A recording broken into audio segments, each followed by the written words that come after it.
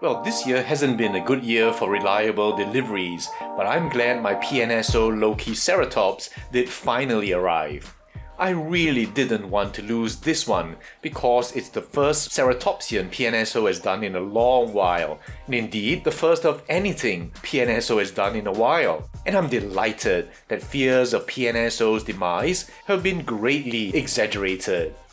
And what a dinosaur to break the fast with. Lokiceratops was described only this year, 2024, and it seems that PNSO has been busy collaborating with the authors of that paper to produce today's beautiful offering. The name Lokiceratops means Loki's horn face. Now, Loki is the Norse god of mischief. We're familiar with his helmet, not just in the MCU, but as traditionally depicted, and the species name Rangiformis refers to the bilateral asymmetry seen in the genus Rangifer. Delightfully, unlike some named ceratopsians of fragmentary, dubious, or downright rubbish remains, Lokiceratops has very good material. We have lots of the skull and some of the postcrania as you see here, so this seems pretty bona fide. Lokiceratops is estimated to be 6.7 meters or 22 feet long. This model measures about 19 centimeters or 7.5 inches, which puts it nicely at 1 to 35.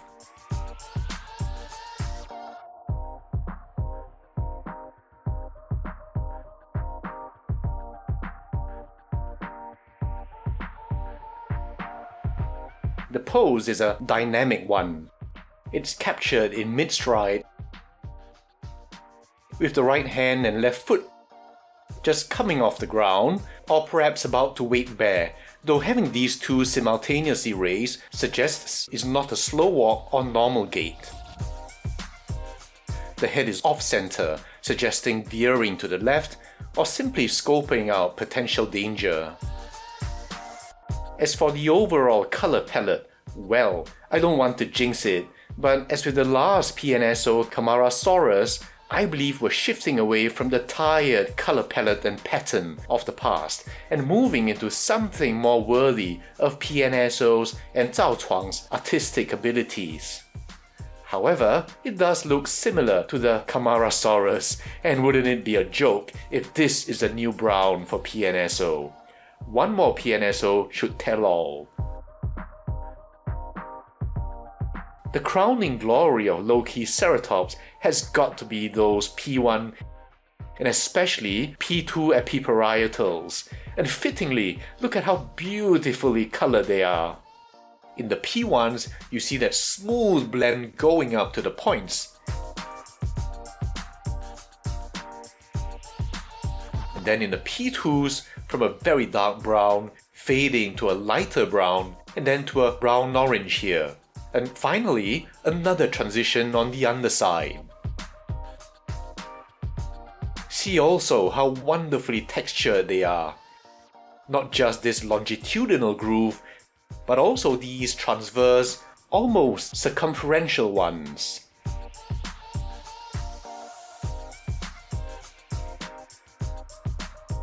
My personal preference when there's only one holotype, especially if that holotype has good remains, is for a model to follow closely the features described for that holotype.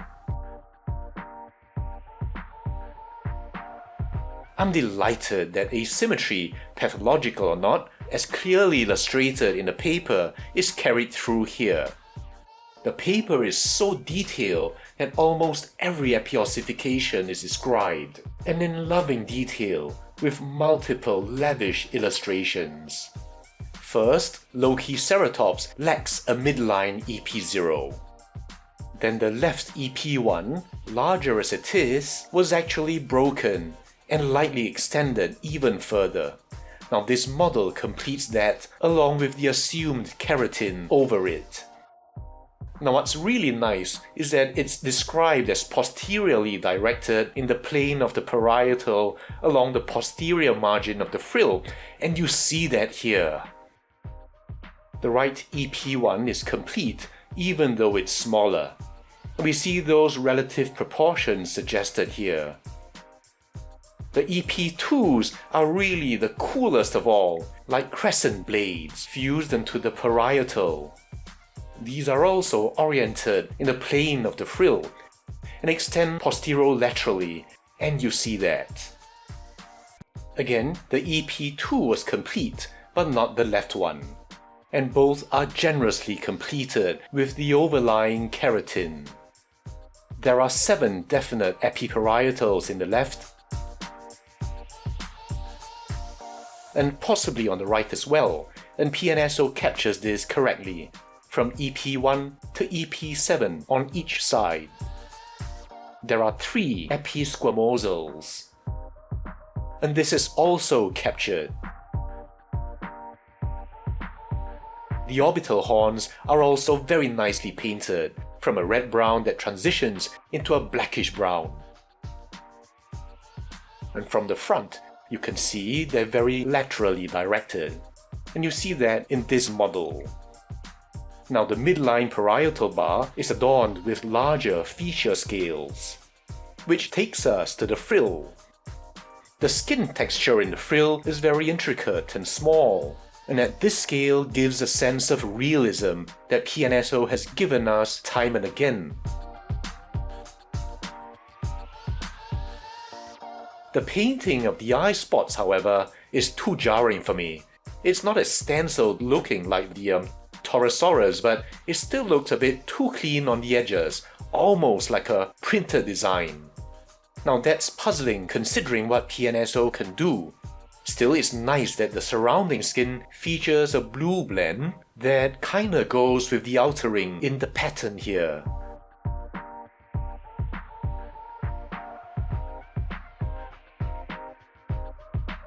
Interestingly, Lokiceratops had no nasal horn, and you see that here. The paintwork is outstanding. The skin over the nasal premaxillary area transitions smooth as butter to the maxillar and jugal areas. You see this streak that's blended so nicely.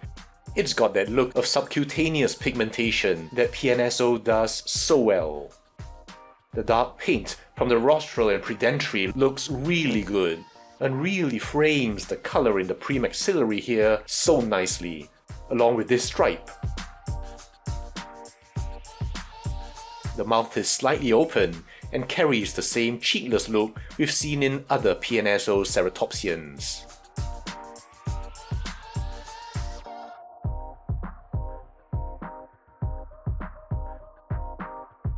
And then the neck here. You see these wrinkles and how naturally the skin bunches up, being on the concave side of the lateral flexion here.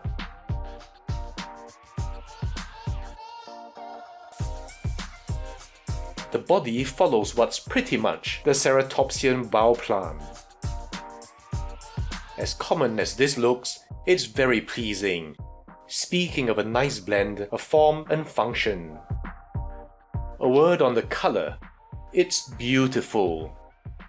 Now some might say it's similar to the kind of application that Haolonggu might give their own dinosaurs. These markings look like the kind of squiggles that Haolonggu seem to love. There are so many subtle shades that it's hard to describe them all. And even the parts that one wouldn't necessarily make the focal point are beautifully done, like the transitions here into the yellowish underbelly, or even here in the neck area. As we move around the body, you'll see the fineness of scale detail almost pioneered and then refined by PNSO. And throughout also, you'll see how the color just fades into the skin, with all the transitions handled so seamlessly.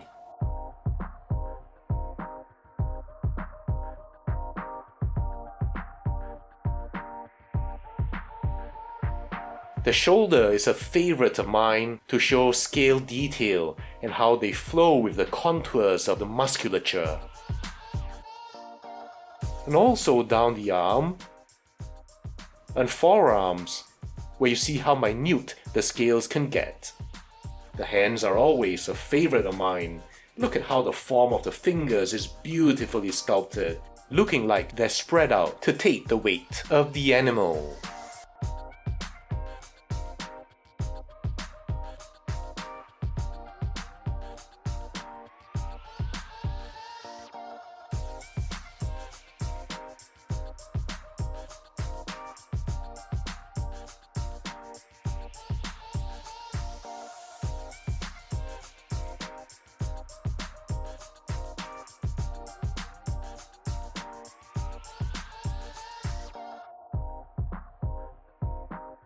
The hind limbs are dressed in the same detail and color. Again, very fine detailing and soothing color transitions.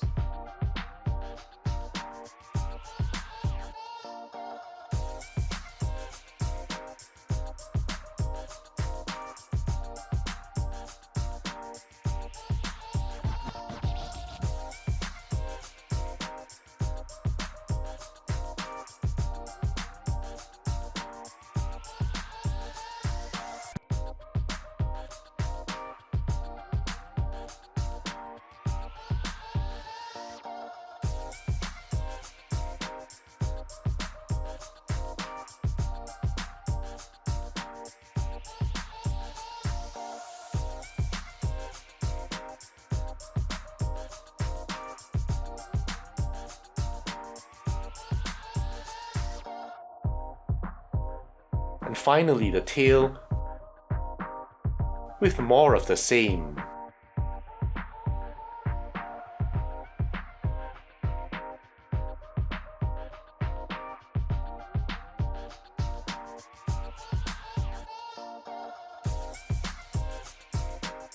And on the underside, you have PNSO's almost signature chainmail look.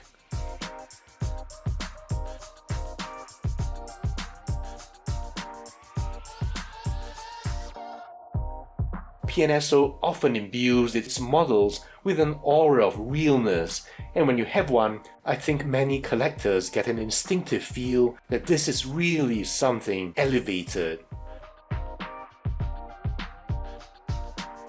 I thought I'd take a bit of time to talk about this lower Natal paper and how some papers are enjoyable and easy to read even for self-learners.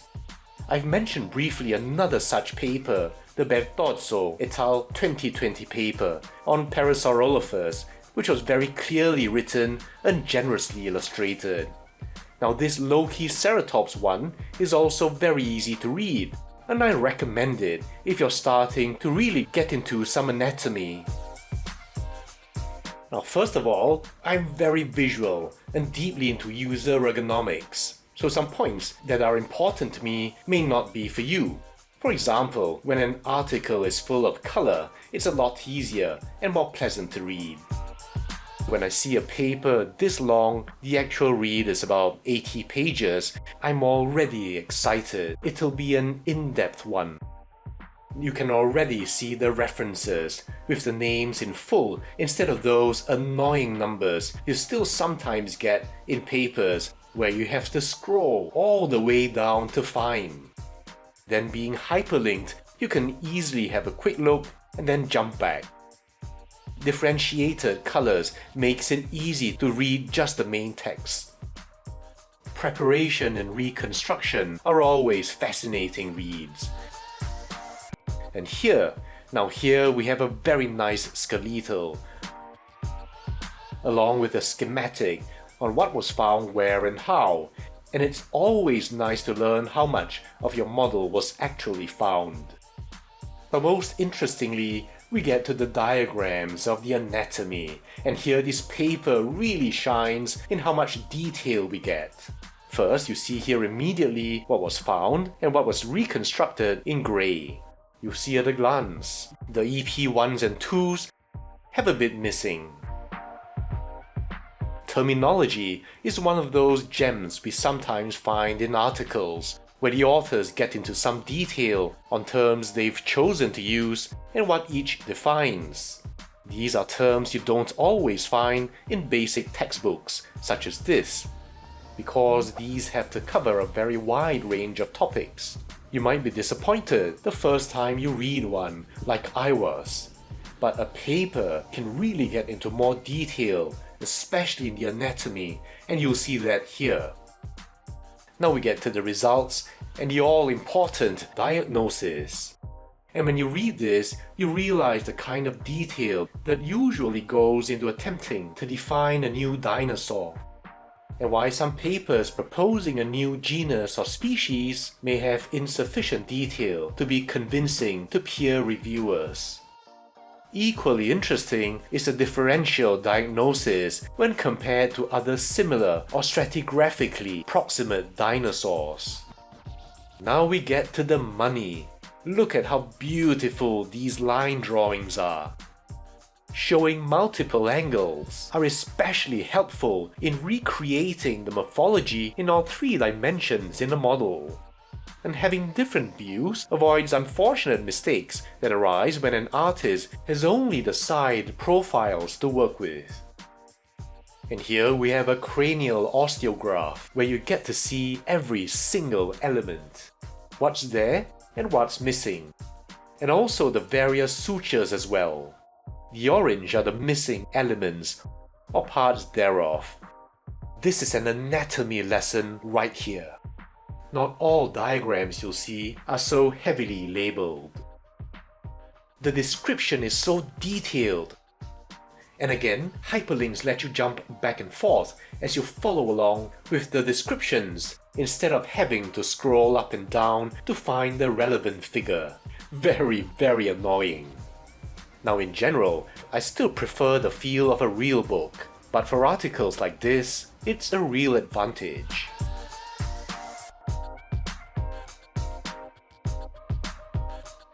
Then here's a schematic showing you cranial measurements, and if you're so minded or crazed, you can use this and measure the same on your model, measuring lengths and angles and such. I'll pass on that, and I'll leave the paleo nerd guys to handle that. Now the various openings and passages are something that people tend not to know about, but this paper even gets into this detail. So you can get far down the rabbit hole, looking at sinuses and channels and such. Now here's where we can really zoom in and start looking at smaller areas, so the paper gets into detail on the circumnarial region, the ventral side, the medial surface, and so on. Essentially, this paper is as good as having a 3D model right with you, and you can really follow along the descriptions very easily indeed. So I hope that's given you a taste of what a really good paper can be, especially for self-learners interested in anatomy. The paper is freely available, and I'll reference it below.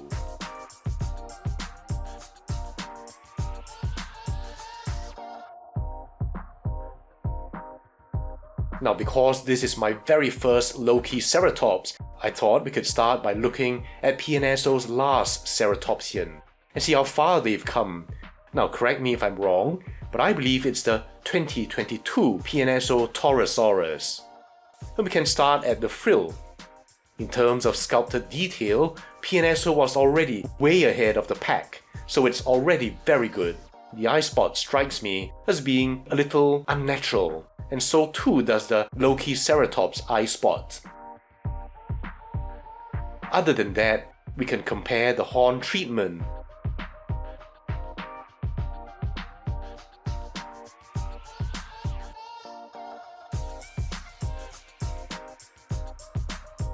The facial integument.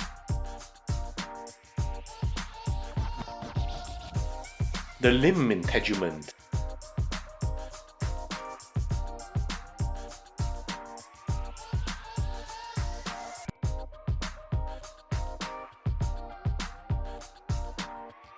And the torso integument. And certainly there's been continued refinement, especially considering that Lokiceratops is a smaller model. I wonder what they could do with Torosaurus and Triceratops today.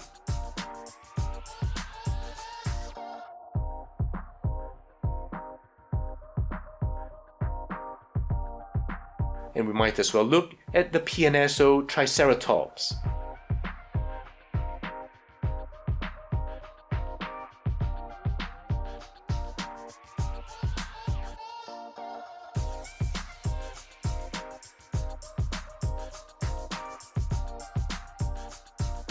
So here's the PNSO Pachyrhinosaurus.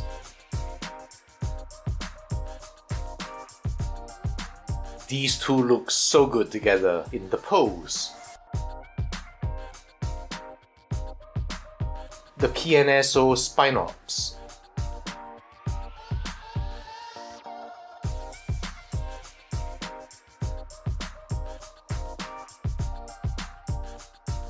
From the other side of the pond, let's look at some of Haulongku's work. First, we have the latest Haulongku Triceratops.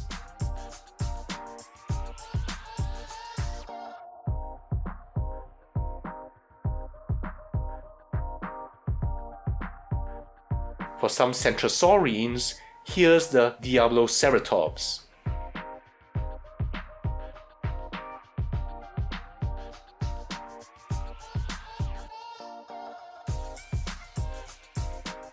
The Haulongku Pachyrhinosaurus.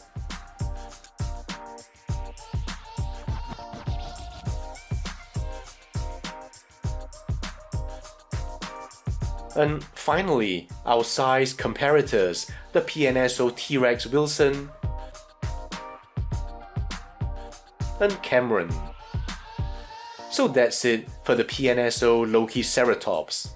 PNSO is really a favorite of mine because of their respect for scientific reasoning behind the decisions they make. This time, they've actually collaborated with the paper's authors, giving us a faithful representation of the dinosaur described. I know I've said this about other models before, but this is truly beautiful. It captures Lokiceratops exactly as I picture it reading the paper, and PNSO has bestowed upon it beautiful texturing and paint application. They've changed their color palette and patterns, and hopefully without future relapses. I hope we'll get one finale to properly close out 2024 from PNSO. Let me know what you guys think, and I'll see you in the next video.